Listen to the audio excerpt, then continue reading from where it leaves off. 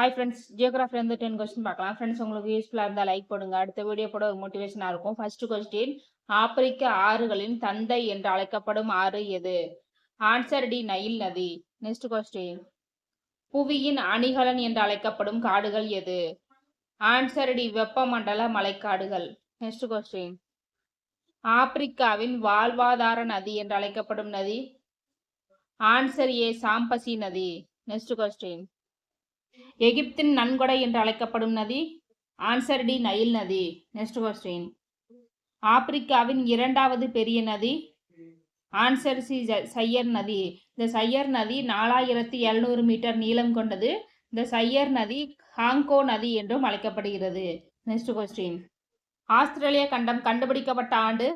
Answer A, 1770. Next question, ஆஸ்திரேலிய கண்டத்தை கண்டுபிடித்தவர்? Answer C, James cook. Next question, Victoria நீர்வீழ்ச்சி எந்த ஆற்றிலிருந்து உருவாகிறது?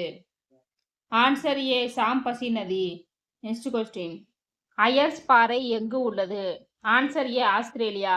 இந்த அயர்ஸ் பாறை ஒற்றை பாறையாலான மிகப்பெரிய குன்று ஆகும். இந்த குன்று முழுவதும் ஒரே பாறையால் ஆனது. இதனுடைய உயரம் 863 மீட்டர். இந்த பாறையின் நிறம் நீலம் கலந்த சாம்பல் நிறத்தில் இருக்கும். ஆனால் வெயில் படும் பொழுது இது சிவப்பு நிறமாக மாறும். நெக்ஸ்ட் கொஸ்டின், கோசியாஸ்கோ எந்த மலைத்தொடரின் உயரமான சிகரமாகும்? ஆல்ப்ஸ் மலைத்தொடர். இந்த சிகரத்தின் உயரம் 2230 மீட்டர். ஆல்ப்ஸ் மலைதான் ஆஸ்திரேலியாவின் மிகப்பெரிய மலைத்தொடர் ஆகும். Okay friends, thank you.